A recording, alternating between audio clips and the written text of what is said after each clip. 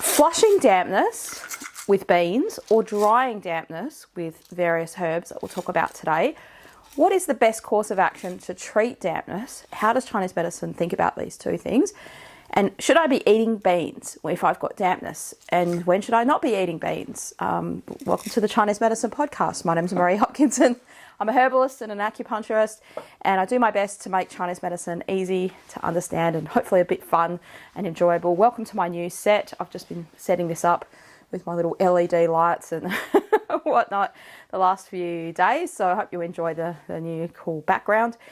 So today we're going to be talking about dampness and how Chinese medicine goes about treating it, how practitioners go about treating it, and how you can use these different things at home.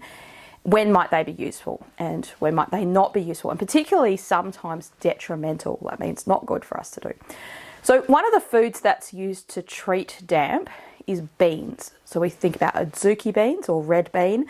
If you've ever eaten red bean paste or red bean buns or seen like a sort of a red beany sweet mixture in lots of Chinese cakey kind of things or moon cake, that's what it is, red bean. They often combine it with sugar or some kind of honey or sweetener and make it into a sweet flavour. Similar to how Americans love to eat pumpkin as a sweet food. In Australia, we don't do that. We generally eat pumpkin as a savoury thing. Surprise! Surprise, mother... A lot of Americans are going to be surprised by that. We eat pumpkin in Australia as a roast vegetable. Probably in the UK, I think that's probably where that stems from. Anyway, I digress. So beans include things like, we've got some black bean here. I'm not sure what beans these are, just some random ones I found in the cupboard. I used to eat a lot of beans when I was a vegetarian. This is going back a long time ago.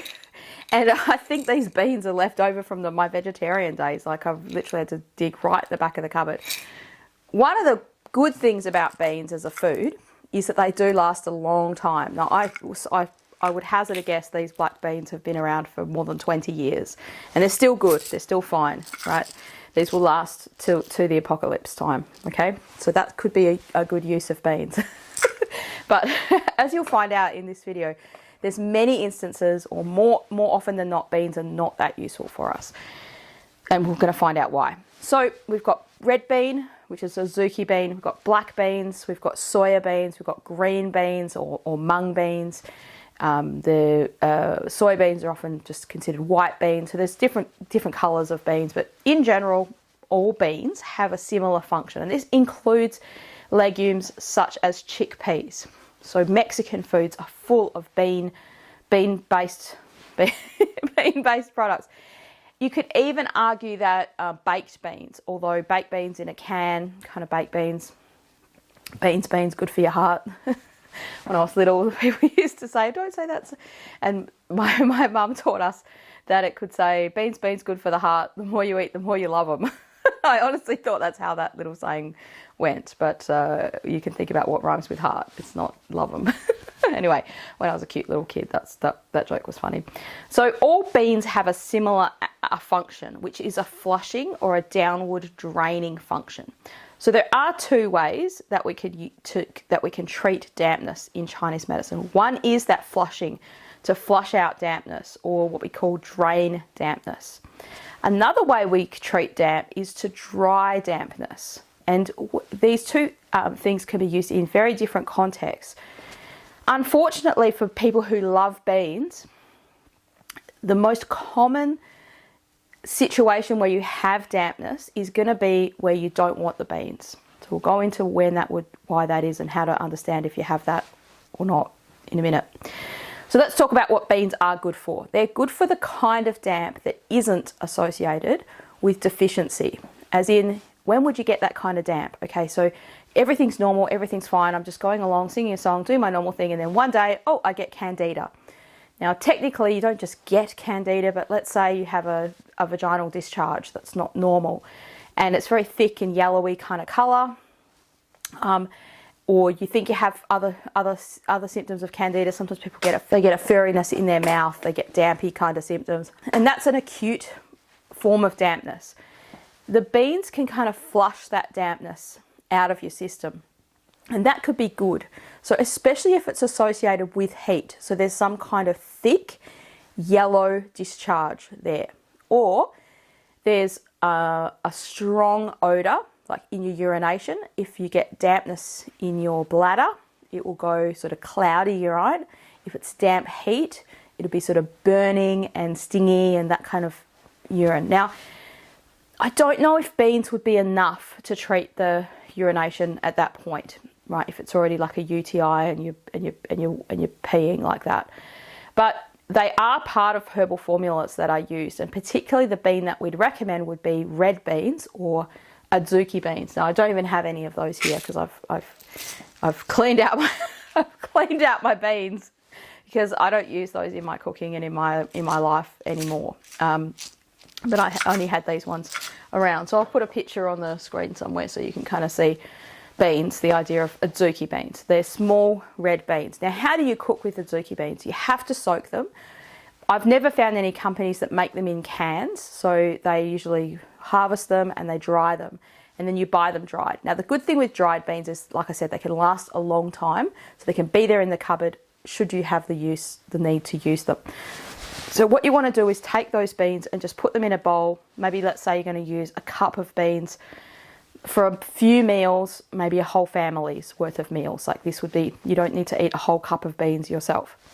Maybe for each person, a quarter of a cup of beans would be enough, right? So you take a quarter of a cup per person, let's say, for the dried beans, and you soak them in water. And you just leave them in that water. If you've got a very warm house, do it in the fridge, put them in there and forget about it till the next day. Then you just drain all that water out and you take those soaked beans and then you cook with them. So you're either going to, you could do lots of things with aduki beans. You could pressure cook them if they're dried and you don't have time for soaking. You could cook them for a longer period of time if you don't have time for soaking. But like in the past when I was a vegetarian and I would eat all these beans all the time, I would love the aduki beans because I was told they were so good for me, but they weren't really. Anyway, that's another story. But I just thought I had dampness and I was like, okay, I didn't have any of those symptoms I just said to you, but you just kind of think you have all these things when you're studying Chinese medicine that you don't have. Anyway, I thought the beans were good and I used to eat them all the time. So I know a lot about cooking them because I used to cook a lot with them. So the easiest way is to soak them and then you use them in like a stir fry kind of situation, or you put them in a slow cooker and you cook them with your meat, or if you're a vegetarian, you're just cooking them. You could make it into a beanie kind of paste, so you cook them up and then you mash it up, like you do mashed potatoes. You could make mashy beans, and you need some flavouring in there because the beans are pretty bland. Now you could do it as a nachos instead of having whatever beans they put in nacho, the refried beans or something. You could use aduki beans in that. There are also a few recipes around of these things called aduki bean brownies. I used to make them all the time, like every weekend I would make these brownies. So you're literally cooking the beans with apple juice or some kind of sweet thing to naturally sweeten it. And then you make these brownies, like you're basically cooking up, make these beans, you put them in the food processor or pulverize them down, and then, maybe put some dried fruits or goji berries and some nuts and stuff like that, and then you bake it. You put cocoa powder in there or carob powder. There's tons of recipes that are variations. There's one in a Bob Floor's book, and there's also one in Healing with Whole Foods has a recipe for these aduki bean brownies. So if you've got those books and you follow this show, you've probably got those books and you're into it. You've got the recipe there. But I've also seen people just put it online, so you could just Google it, right? Look up aduki bean brownies for the recipe. Anyway, so that's the beans. Now, we can use beans in a therapeutic sense like that. So if you have that acute dampness, and that means the symptoms have only just come on and it's more like there's kind of some thick discharge there. There's thickening of fluids. Sometimes with this kind of damp heat, you get a lot of smell, like a strong smell. Like a kind of damp situation that's acute could also be like feeling nauseous and sick from eating the wrong foods, and you're kind of recovering a bit from that and you want to flush out, like a food poisoning scenario, you want to flush something out of there. That's when beans could be used.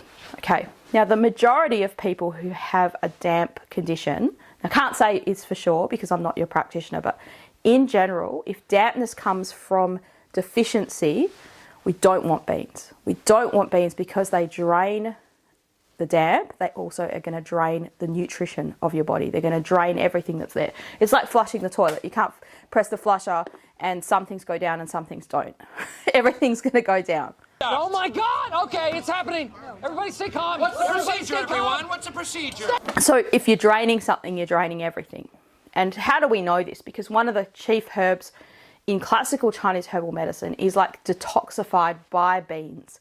So as in a person got a poisoning from that herb, they would use beans to detoxify the poison. So we know that it kind of has that function. It's been used in, it's got historical use for detoxifying from poisonous stuff. So it's going to push everything out. And this herb itself, part of the poisonous aspect is also part of the healing aspect. It's just that if there was too much of that, it wasn't properly processed and stuff like that. So what I'm getting at is that we don't need that detoxification process happening for the most people all the time as part of our daily life. We shouldn't be needing to detox our body. Chinese medicine is very much against that kind of process of detoxing. Like we just think don't eat toxic foods, that don't need to detox all the time.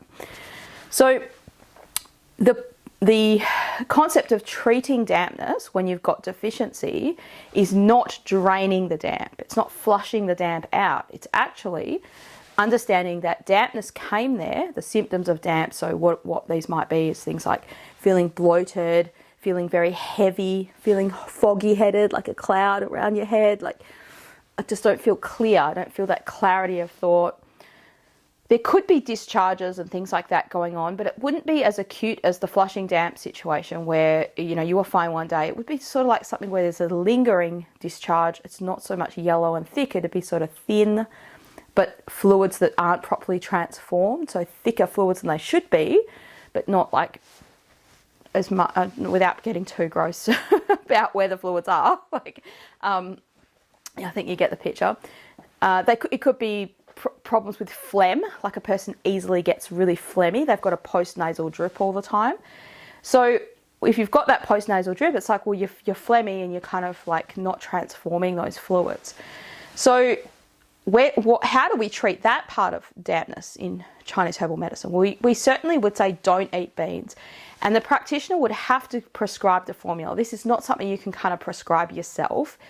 You need to see a practitioner to treat that, to do those tonification herbs, because it's not like a one herb scenario. It's not like a one food actually even that treats it. There isn't a one food. If there was, it'd be great, but there's not. One of the common formulas, and I'll give you this as an example, so I can't say that it's definitely going to be the formula and you run out and buy this formula. Please don't go and do that, because you need to see a practitioner even to know if the diagnosis is correct, right? That's really important. There's no replacement for that.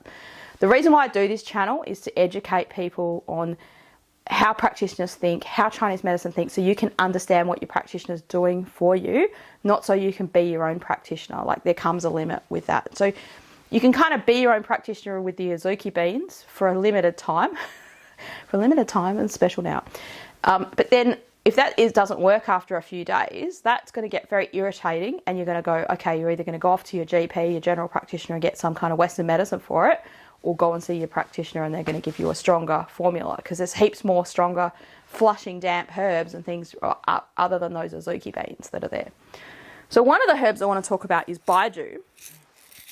And there's two forms of this. One is this baiju, and another stronger version of it is kangju, right? So kangju, I mean, they just look different in these jars because this is cut up into smaller bits, but it actually looks very similar to the kangju when it's not cut up into small bits. So baiju is like a sponge. It kind of like soaks up the fluid, but we would never use it by itself. Like I'd never give someone baiju tea or baiju by itself, because you don't want just that soaking effect. That might soak up all the fluids, as in not all of them, but like it won't do its.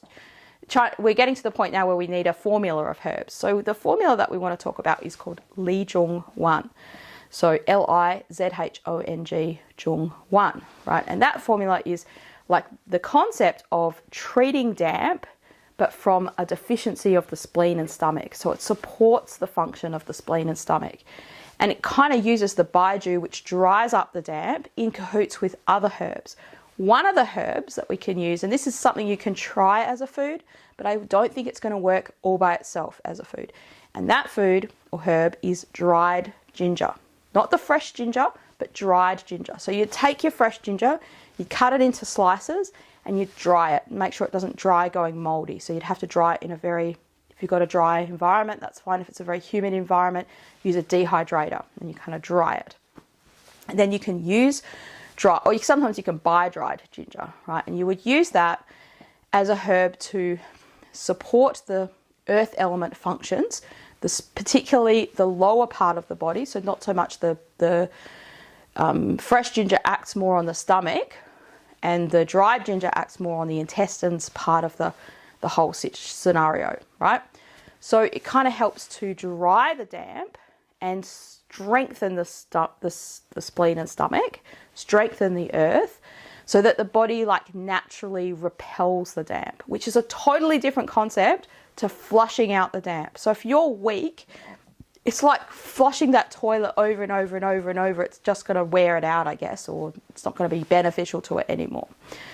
So if you're weak and you're or on the weaker side, you're on the deficient side, in TCM, the pattern of disharmony, the diagnosis for that is spleen chi deficiency. And the biggest symptom that you're going to know to differentiate the two would probably be the bowels, like your bowel movements would be on the looser side, or diarrhea regularly, all the time. Not just those few days when you had the damp, and before that they were fine.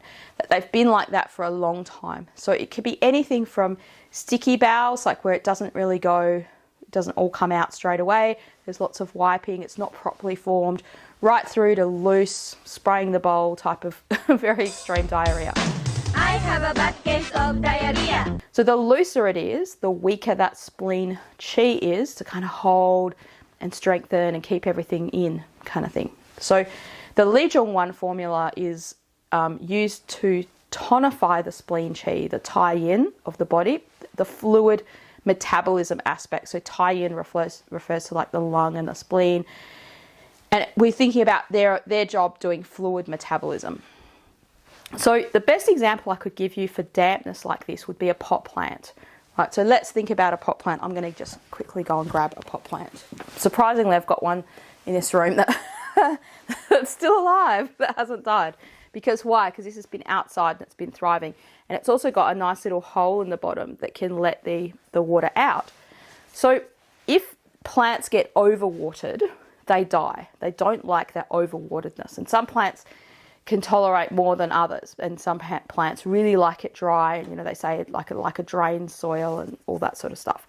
So we can tell that this plant is healthy. It even looks like a plastic plant, but it's not. It's a real plant. I was surprised it grew like this, and it must have liked the conditions. I put it outside, and I put a few outside because I usually use these ones as little indoor plants.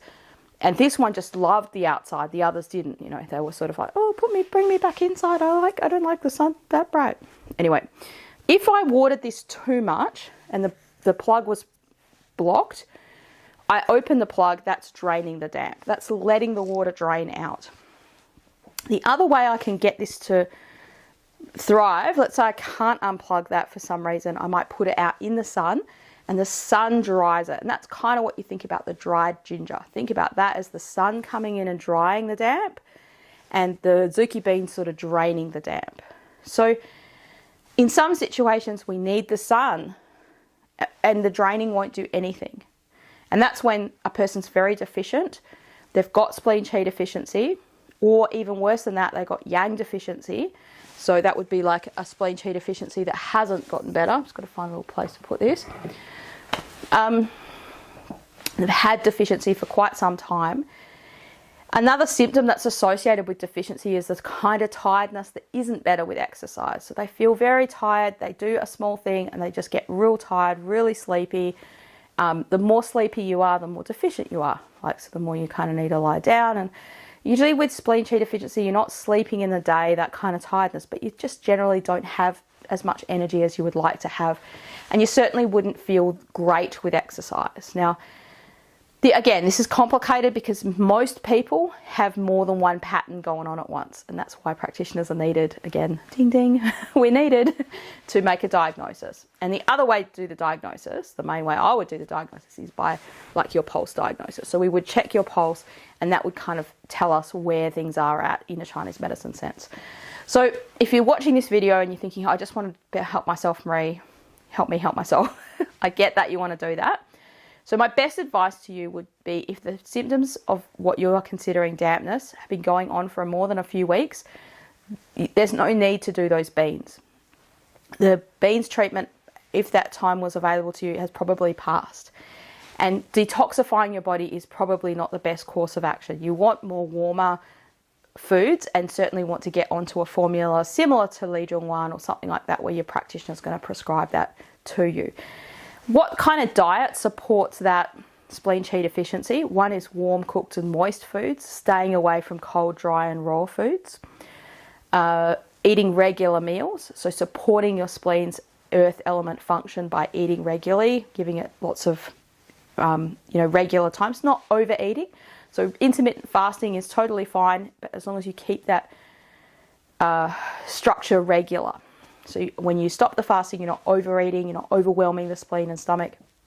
It can actually be beneficial for the digestive system to have a bit of a rest from eating, which you get from intermittent fasting. Including dried ginger in your diet could be useful. Now, if you're already taking a herbal formula with dried ginger, you probably don't need to put it into your food as well. Maybe just check in with your practitioner. But the dried ginger is kind of a good food to help warm the spleen and stomach in the lower parts of the body, kind of protecting and resolve the damp by strengthening the spleen function. That's probably the best way for me to phrase it, right? I don't know whether the dried ginger just by itself is going to work, but certainly having a lot more yang containing foods would be good. So lots of meat, a ketogenic diet that's high in meat could kind of work. A diet that stays away from carbohydrates and stays away from sugary foods and processed foods certainly would work to take the pressure off the spleen and stomach. So some carbohydrates are going to be fine. Food-based. They're all food-based. Plant-based ones that are not processed. For instance, like a pumpkin, like a carrot, like a parsnip. Those kind of foods are heaps better for you than a piece of bread, or a pasta that's been processed. And then in addition to that, just staying away from processed combined flavored sauces and things like that.